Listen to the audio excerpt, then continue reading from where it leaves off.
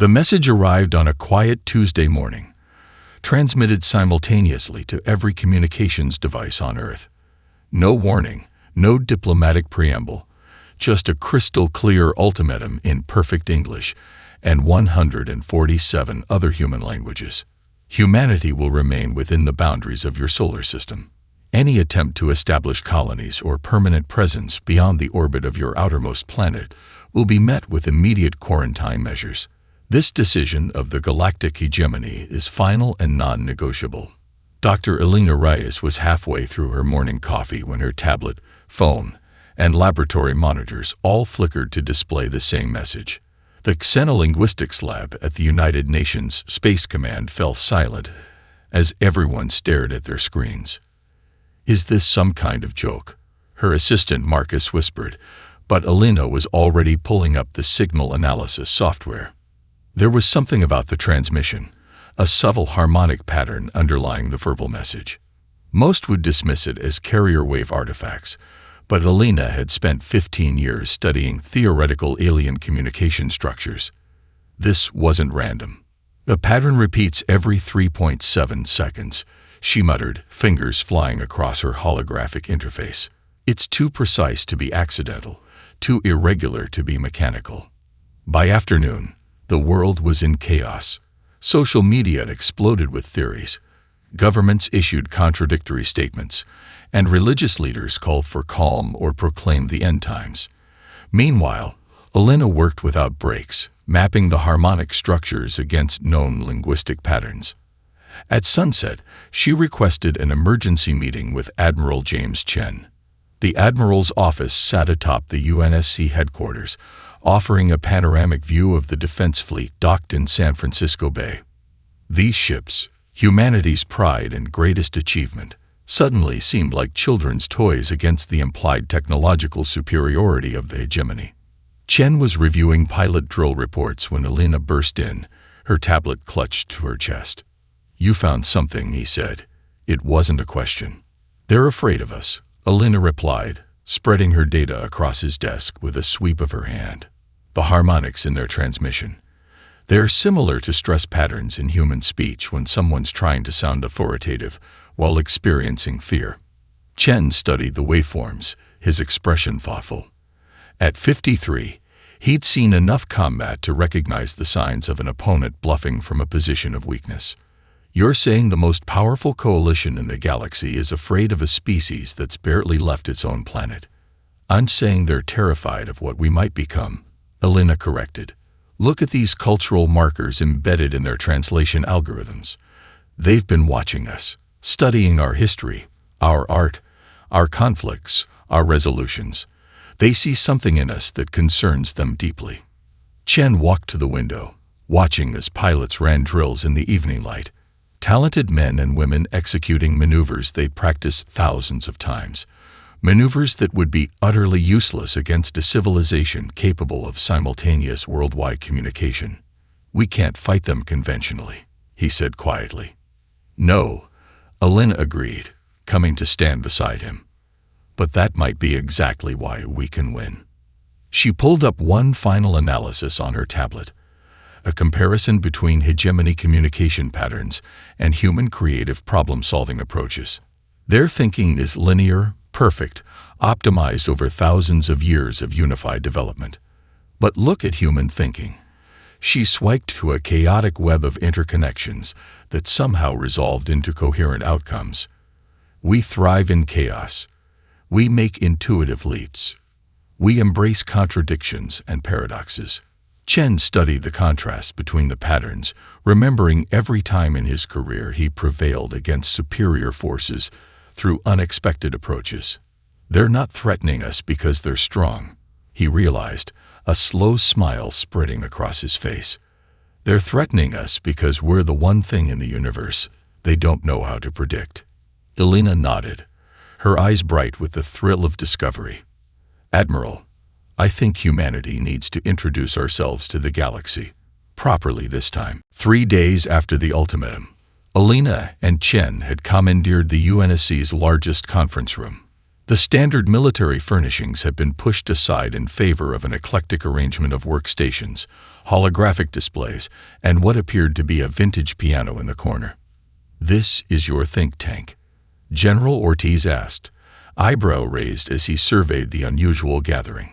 Chen nodded. "Not what you expected." "I expected more. Uniforms," Ortiz admitted. "That's exactly the problem," Elena interjected. "Conventional military thinking won't help us here. We need minds that operate outside established parameters." The assembled team was certainly unconventional. Darius Williams, a jazz pianist who wrote quantum algorithms as musical compositions, was currently improvising at the piano while simultaneously coding on a tablet balanced on his knee. Dr. Maya Patel, an elementary school teacher who gained fame for solving mathematical proofs in her spare time, sat cross-legged on the floor surrounded by colorful diagrams. In the corner, Kira Okoi, a retired game designer specializing in unpredictable AI behavior, was feeding hegemony communication patterns into a simulation.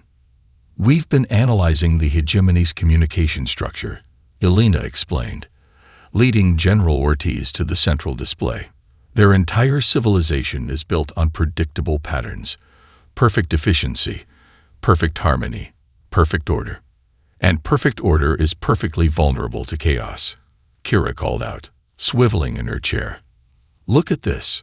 She projected her simulation onto the main screen. It showed a complex network of interconnected nodes representing hegemony decision structures.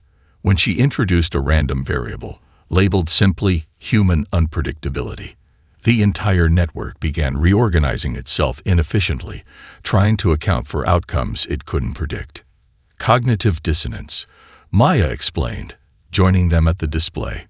"For humans, it's a feature, not a bug. We live with contradictory thoughts every day. We embrace paradox. We thrive on inconsistency. The hegemony species evolved differently," Elena continued. "Their neural structures process information linearly and reject contradictions. It's made them incredibly advanced technologically, but they can't think outside the box because they don't even know there is a box," Chen finished. Darius struck a discordant chord on the piano, then somehow resolved it into perfect harmony. "That's humanity right there," he said, grinning. "We take chaos and make it beautiful." General Ortiz frowned. "This is fascinating, but how does it help us against a galactic superpower that's threatening to quarantine our entire species?" Kira pulled up another simulation. "We've mapped their defense protocols based on the limited data we have. They're impressive, but look what happens when we introduce unexpected variables." The simulation showed hegemony defense systems perfectly countering conventional attacks, but faltering completely when faced with responses that defied standard tactical logic. "They can predict everything except the unpredictable," Chen said. "And humans excel at unpredictability." "So what's the plan?" Ortiz asked. "We send ships beyond our solar system and confuse them to death." Elena smiled. "Not exactly. We're proposing Operation Wildcard, not a military strike, but a diplomatic and cultural initiative that leverages our greatest strength, human creativity." Maya pulled up a presentation showing 8 spacecraft designs unlike anything in the UISC fleet. "These vessels will carry teams of our most creative minds, artists working with scientists, musicians with mathematicians, storytellers with strategists. Their mission won't be to fight," Chen explained, "but to engage, to challenge, to inspire, to introduce cognitive chaos into their perfect order." Ortiz looked skeptical. "You want me to tell the United Earth Council that our response to an alien threat is to send a circus into space?" "Not a circus," Elena corrected. "A renaissance.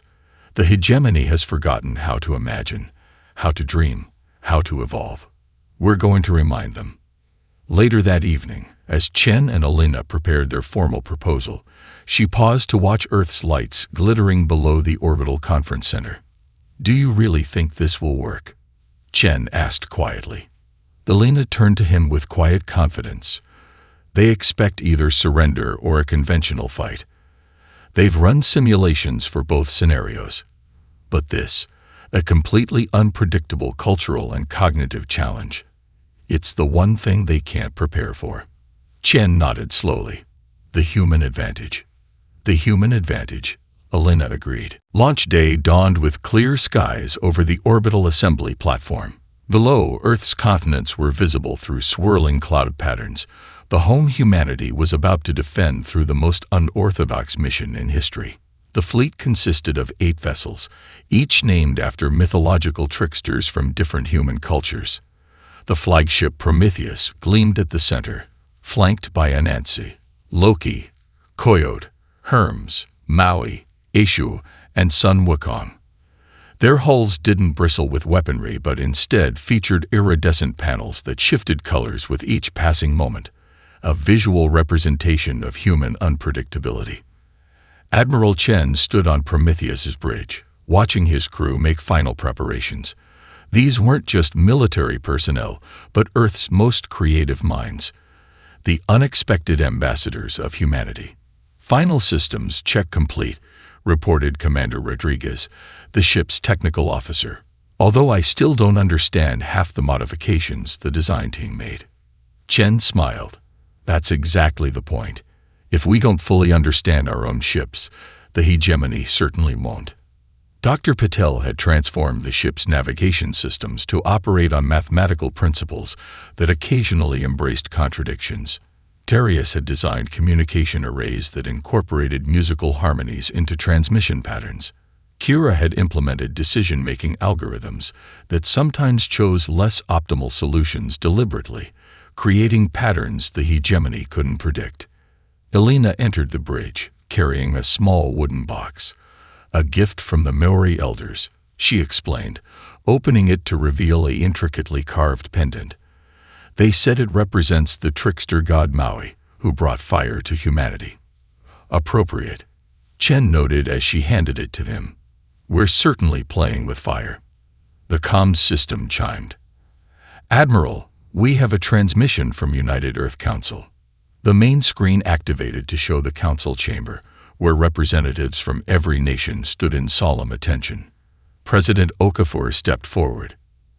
Admiral Chen, Dr. Rice, crew of the Wildcard Fleet, you carry with you the hopes of humanity. While some still question the wisdom of your approach, the Council has voted to support your mission. We expect regular updates, assuming the hegemony allows our communications to continue. We'll do better than that, Madam President, Elena replied. We'll open channels they never imagined possible. As the transmission ended, an alert sounded. Sir, reported the sensor officer, we're detecting unusual energy signatures at the edge of the solar system. The hegemony is positioning quarantine vessels. Earlier than we expected, Chen mused. They're anticipating conventional defiance. They always expect the expected, Elena said with a slight smile. Let's not disappoint them by surprising them too soon. Chen addressed the fleet. All vessels, prepare for departure. Initial approach follows standard protocol. Appear conventional until we cross the boundary. Then we implement Chaos Protocol Omega. Throughout the fleet, teams made final preparations. On Anansi, poets worked with physicists to create communication patterns based on metaphor rather than literal meaning. Aboard Loki, game theorists finalized strategic scenarios designed to introduce beneficial confusion rather than victory conditions. On Coyote, children's storytellers collaborated with xenobiologists to craft narratives that could bridge species understanding. As the countdown commenced, Elena joined Chen at the viewport. Earth slowly receded as the fleet moved toward the solar boundary. The hegemony expects either surrender or conventional warfare, she reminded him. What they're going to get instead is a masterclass in humanity's greatest talent, finding the third option nobody else imagined possible. Chen nodded. Operation Wildcard commences in 3, 2, 1. The 8 ships accelerated in perfect formation, the last predictable maneuver they would perform. As they approached the invisible line marking the edge of humanity's confinement, The iridescent panels on their hulls began shifting more rapidly, cycling through patterns that somehow suggested faces, emotions, stories. "Boundary crossing in 10 seconds, announced the navigation officer. Elena took a deep breath. Time to introduce ourselves to the galaxy. The fleet crossed the boundary, and immediately the ships broke their perfect formation, each vessel moving in unique, seemingly random patterns while maintaining a harmonic relationship with the others, like jazz musicians improvising around a central theme. The fight for humanity's future had begun, not with weapons, but with wonder. The Hegemony Border Patrol emerged from superluminal transit with practiced precision, 12 identical vessels arranged in a perfect geometric pattern. Each ship was a gleaming monument to advanced engineering, their hulls adorned with symbols of authority accumulated over millennia of galactic dominance. Aboard the lead vessel, Commander Xel Theren observed the approaching human fleet with an emotion that his species rarely experienced: confusion. Their formation makes no sense, he noted to his second-in-command. The patterns are irregular. Perhaps their navigation systems are primitive, the subordinate suggested. No, Xel Theren replied, mandibles clicking with agitation. The movements are too coordinated to be accidental, yet too chaotic to be logical. Curious. On the Prometheus, Elena watched the Hegemony vessels through the main view screen. Their perfect arrangement spoke volumes about their psychology. They value symmetry, order, predictability, she observed. Let's give them something different. She nodded to Darius, who sat at a console unlike any standard UNSC equipment. Part musical instrument, part communications array, it had been built specifically for this moment. Ready to perform for the galaxy's most critical audience, he said with a grin, fingers poised above the interface. Elena addressed the bridge crew. Remember, we're not here to fight them or flee from them. We're here to engage them in a way they've never experienced. Chain gave the command. Initiate first contact protocol. Darius began to play. His fingers danced across the console, creating patterns that were simultaneously mathematical and musical. The ship's communication array translated these patterns into a transmission unlike anything ever broadcast into space. It wasn't a message in the conventional sense. It was a puzzle wrapped in a game wrapped in a story. A communications package that continuously evolved based on how the recipient interacted with it. The transmission contained partial information that could only be completed through engagement, like a conversation where each response changed the nature of the next question. Package away, Darius confirmed. Now we wait. They didn't wait long. Sir, the Hegemony vessels are scanning us, reported the sensor officer. They're attempting to process our transmission. Elena smiled. They can't ignore it. Their protocols demand complete analysis of any unknown communication before taking action. On the Hegemony command ship, Xel Theren's confusion deepened into concern. This transmission defies standard classification. His communications officer's compound eyes flickered with anxiety. The pattern keeps changing, sir. When we analyze one segment, it alters the properties of the next. It's responding to our analysis. Impossible, Xel Theren declared, though the evidence contradicted him. No communication can alter itself in response to passive scanning. Yet it was happening. The human transmission wasn't simply being decoded, it was actively engaging with the Hegemony's decoding process, as if having a conversation with their computers. Back on Prometheus, Elena watched the data streams with growing excitement. They're engaging. Their response patterns show confusion, but also curiosity. Time to escalate, Chen decided. At his command, the human fleet began its next maneuver. A dance of vessels that somehow conveyed meaning through movement. Each ship followed a trajectory that made no tactical sense, yet created visual patterns that complemented the ongoing communication. The Hegemony vessels, bound by protocols millions of years old, attempted to interpret these movements within their established frameworks. Their perfect formation began to shift, unconsciously mimicking aspects of the human patterns as they tried to understand them. "Look," Elena whispered, pointing to the display. "They're beginning to move like us." Darius laughed softly. "They're trying to think like us, and discovering that their minds can bend in ways they never imagined." On the Hegemony command ship, alarms began to sound as the perfect synchronization between vessels faltered for the first time in recorded history. "Sir," reported a distressed officer, "fleet coordination is showing the 0.03% deviation from standard parameters. To most species, such a tiny variation would be meaningless. To the Hegemony, it was unprecedented, a hairline crack in the perfect crystal of their order.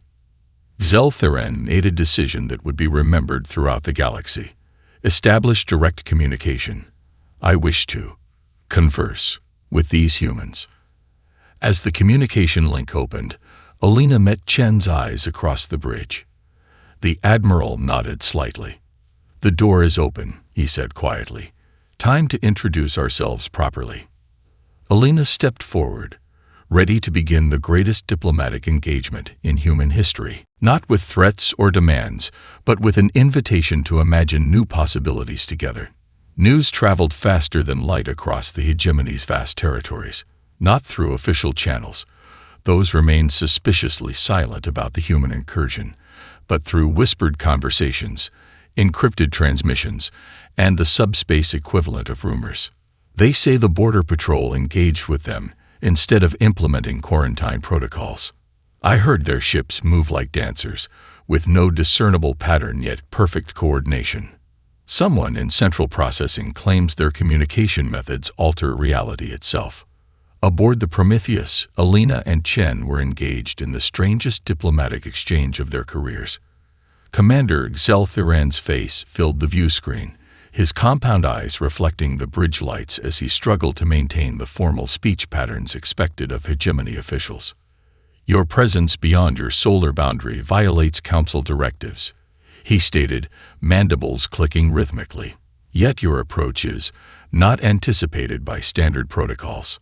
"We're aware of the Council's concerns," Elena replied, deliberately using casual language that contrasted with his formality. "That's precisely why we're here, to address those concerns through direct engagement rather than isolation. Engagement is not authorized at this juncture." Even as Zeltheren spoke, his vessel subtly shifted position in a way that mirrored the Prometheus's movements, an unconscious mimicry that contradicted his words. "And yet, here we are, engaging," Chen pointed out with a slight smile. "Sometimes the most interesting conversations happen outside authorized parameters." The human fleet had been permitted, or perhaps, more accurately, not prevented, from proceeding deeper into Hegemony space. Each day brought them closer to the populated systems where the true power of the galactic government resided.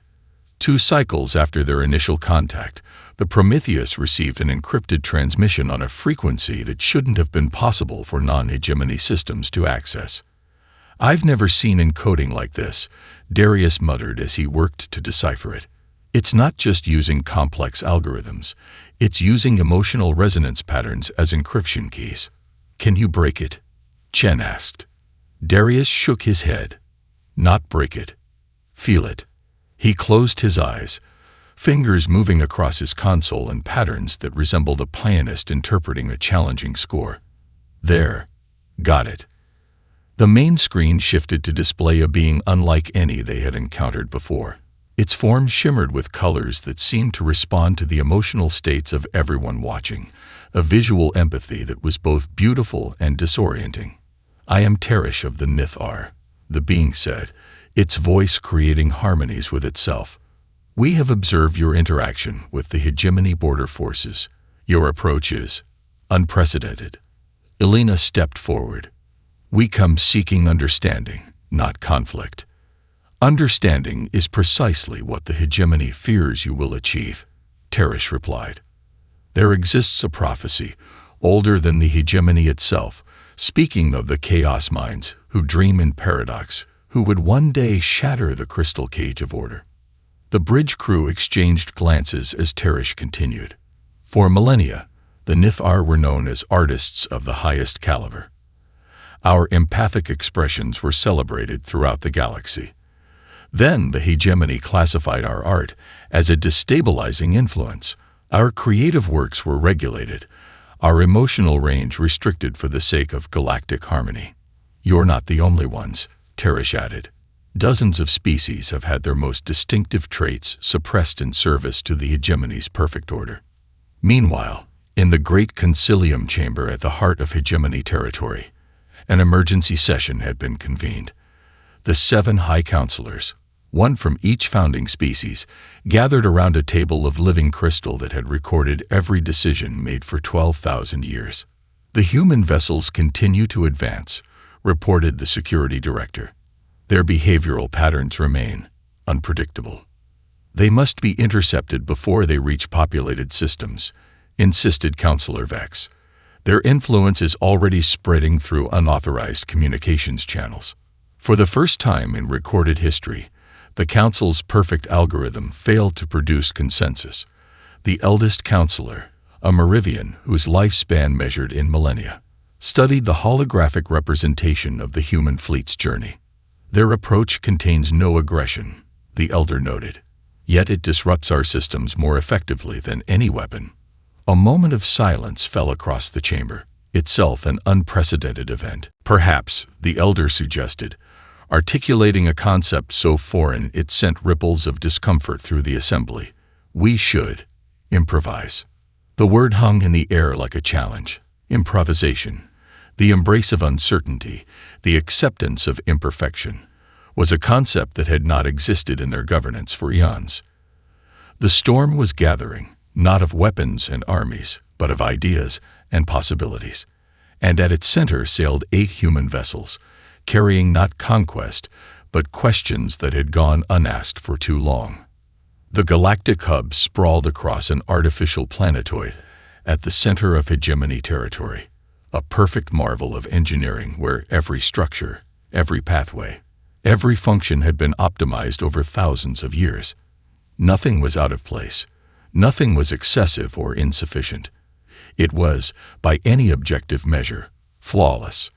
And it was here that Alina proposed to bring chaos. A competition. Admiral Chen asked, studying the proposal on her tablet. They sat in his quarters aboard the Prometheus, now just 3 light days from the hub after a journey that had seen more alien species make clandestine contact with each passing cycle. Not just any competition, Alina explained, her eyes bright with inspiration.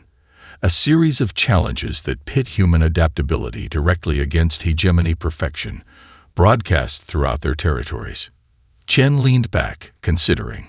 They'll never agree to it. They can't afford not to. Alina countered. Look at these intelligence reports from our new allies. The Nithar, the Vasi, the Cortillion Collective. They're all saying the same thing. Our presence has already created more disruption than any military action could have. She pulled up a holographic display showing communication patterns throughout hegemony space.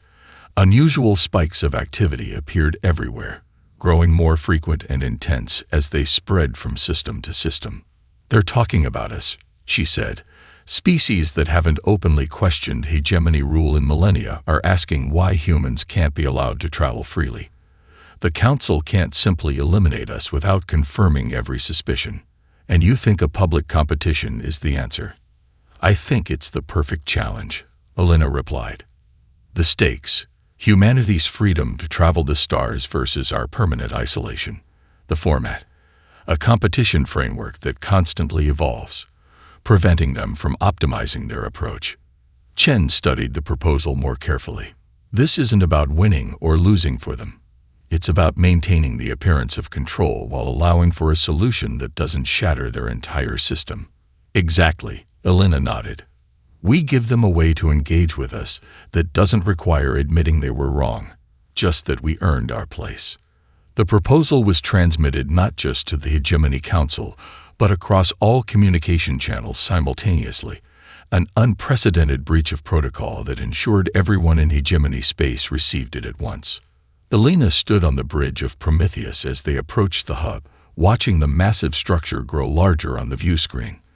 Among the perfect geometric patterns of hegemony vessels, she spotted ships of different designs lingering at the edges, representatives of other species, drawn by rumors of the human challenge. "They're responding," Kira announced from her station. "Text only, full encryption." The message appeared on the main screen. Asterisk. "The Council acknowledges receipt of your proposal. Such a competition is without precedent. We require clarification on parameters and assessment metrics." Asterisk. "Not a yes," Chen observed. "But not a no," Elena replied with a slight smile. "They're curious."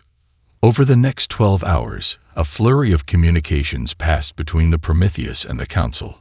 Each human response was deliberately structured to be slightly unpredictable, answering questions with questions, offering examples that raised new possibilities, suggesting frameworks that evolved even as they were described. Word of the proposed competition spread faster than official channels could control it. The Prometheus began receiving transmissions from across the hub. Service workers, minor officials, even members of privileged hegemony species expressing guarded interest in the human challenge. Admiral Chen, walking through the vast docking bay where the human fleet had been permitted to moor, overheard two alien maintenance workers speaking in hushed tones. "The humans aren't just competing," one said to the other. "They're teaching." "Teaching what?" asked the second. The first worker glanced around before answering. "How to question without rebelling. How to change without destroying." Chen didn't interrupt, but he reported the conversation to Elena with a growing sense that their strategy was working on levels they hadn't even anticipated. 3 days after their arrival, as the human crews prepared for what seemed an inevitable rejection, the Council delivered their response. Asterisk. "The Galactic hegemony accepts the proposed competition with the following stipulation. Regardless of outcome, the fundamental stability of the hegemony must remain intact." Asterisk. The message paused, then continued with what appeared to be an afterthought, but was perhaps the most significant concession. Asterisk. "The competition will be broadcast across all territories without restriction or delay." Asterisk. Elena met Chen's eyes across the bridge. For the first time since leaving Earth, he allowed himself a genuine smile. "We didn't just get our foot in the door," he said quietly. "We convinced them to open it themselves." "And now," Elena replied, "we show them what happens when you invite human creativity into your perfect world." The competition venue dominated the central plaza of the Galactic Hub, a massive arena constructed with the perfect efficiency that characterized all hegemony architecture. View screens throughout hegemony space flickered to life as the broadcast began, reaching more simultaneous viewers than any event in recorded history. Inside the preparation chambers, the human team made final adjustments to their equipment. They were an eclectic group. Elena and Chen had selected specialists from across disciplines, not just scientists and military strategists, but artists, musicians, children's educators, and even a 12-year-old girl named Zoe who had won a global competition in creative problem-solving. "Remember," Elena addressed the team, "they're designing these challenges specifically to exploit our weaknesses. That's exactly what we want them to do. Because our weaknesses are actually our strengths," Zoe piped up, drawing smiles from the adults. The hegemony's representative entered, a tall, crystalline being named Ceterex, who served as chief evaluator of optimization. "The Council has finalized the 7 challenges," he announced, his voice resonating with perfect harmonics. Each is designed to test different aspects of cognitive and practical capability. The first challenge was unveiled: ecological restoration of a damaged planetary system. The parameters were extraordinarily complex, with countless variables and interdependencies. The hegemony team approached it methodically, using computational models refined over millennia to calculate the optimal sequence of interventions. Their solution was textbook perfect, stabilizing the system with maximum efficiency. The human team, meanwhile, gathered around a table where Darius had set up a simple musical instrument. "Ecological systems are like jazz," he explained, fingers dancing across the keys. "They're not about perfection. They're about harmony through variation. As he played, Maya mapped the musical patterns onto the ecosystem model. Look, she pointed to the display where their approach took shape. If we introduce these small variations, like grace notes in a melody, the system doesn't just recover, it evolves. The audience watched in confusion as the humans incorporated elements of Earth's folk music to map ecosystem relationships. When the simulations ran, the hegemony solution performed exactly as predicted, a perfect recovery. But the human solution showed something unexpected. A system that wasn't just restored but strengthened against future disruptions through increased diversity. Imperfection as a feature, not a bug, Elena explained to the bewildered judges. With each subsequent challenge, the pattern repeated. The hegemony designed tests specifically to exploit human limitations, only to watch in growing astonishment as those very limitations became unexpected advantages. During the spatial navigation trial, Zhou suggested an approach based on a playground game that rendered complex calculations obsolete. For the energy distribution problem, Kira deliberately introduced controlled failure cascades that resulted in more efficient systems. By the sixth day, the competition had transformed from a diplomatic gambit into a cultural revolution. Throughout hegemony space, citizens began experimenting with human-style thinking. Artists among the Nithar created empathic works for the first time in generations. Vasi engineers introduced deliberate irregularities into their designs, discovering unexpected efficiencies.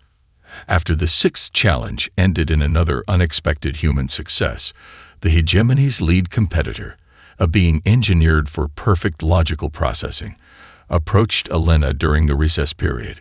"I must understand," he said, his voice lacking its usual perfect modulation. "How do you bear the chaos inside your minds without going mad?" Elena considered the question carefully.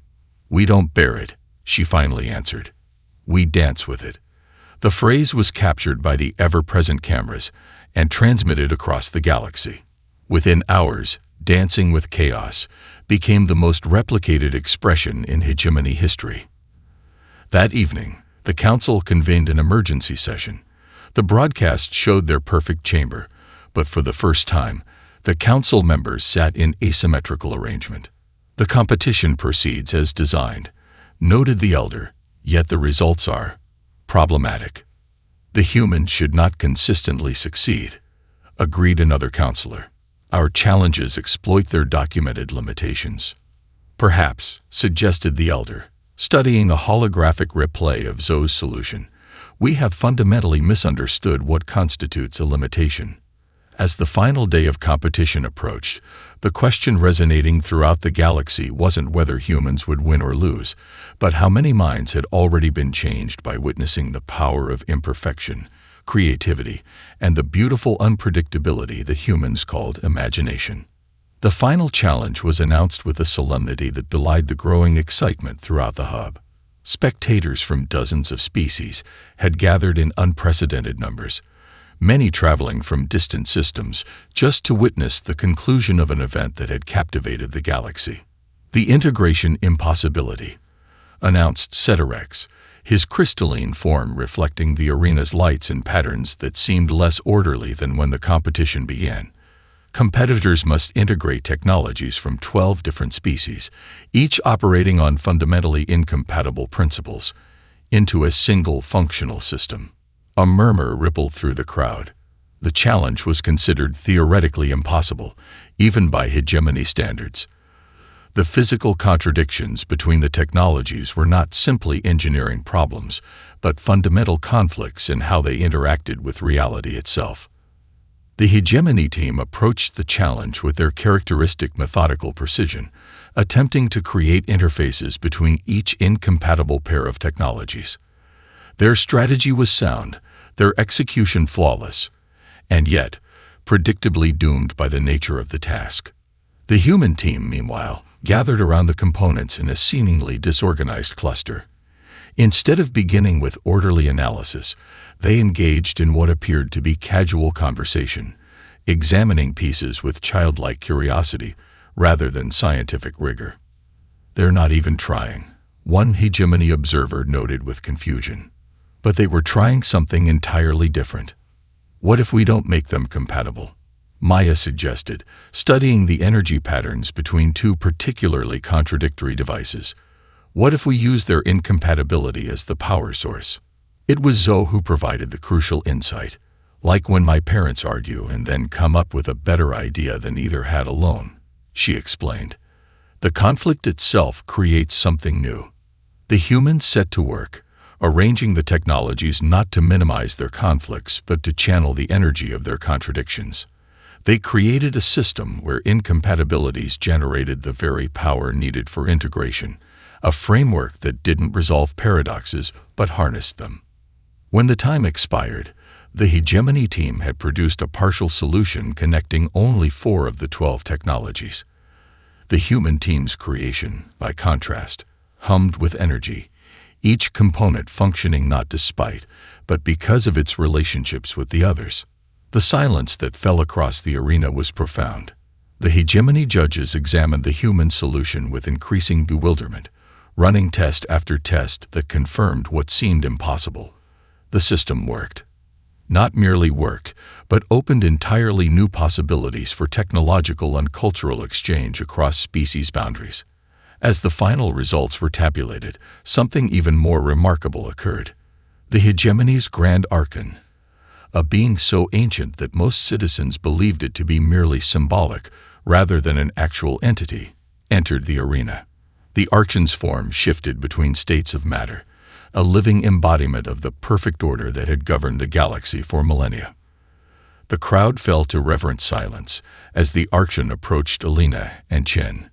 Its voice resonated not through air, but directly in the minds of all present.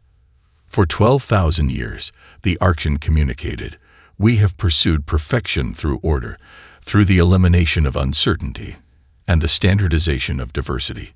We believed completion was our goal, a final state of flawless equilibrium." The being's form rippled with colors that somehow conveyed both age and renewal. Humanity has shown us our fundamental error. True perfection lies not in reaching a final state, but in perpetual becoming. Not in the absence of chaos, but in the dance with it. The Grand Archon turned to address the countless beings watching throughout the galaxy. The competition is concluded. The terms have been met. Humanity is hereby granted not just travel rights, but full recognition as partners in a new paradigm for our shared future. As the declaration echoed across space, Chen turned to Alina. "We did it," he said quietly. "Exactly as you predicted." Alina shook her head, watching as beings from a dozen species approached the human team with wondering expressions. "No, we didn't win a competition. We started a conversation, one that's been needed for thousands of years." The human fleet prepared to return to Earth bearing not just their victory, but invitations from dozens of species eager to establish relations with humanity. As the Prometheus set course for home, Alina looked out at the stars. No longer barriers but bridges. "We didn't take the fight to the stars after all," she told Chen as they stood on the observation deck. "We took something much more powerful." "What's that?" he asked. Alina smiled, watching as a Nithar child and Zoe exchanged drawings nearby, each learning from the other's perspective. The courage to be imperfect together. Throughout the galaxy, billions of beings looked up at their skies with new eyes, wondering for the first time in millennia what wonders might be possible when perfect order made room for a little beautiful human chaos. The universe would indeed never forget the day humans took the fight to the stars, because what they actually brought was not conflict, but possibility.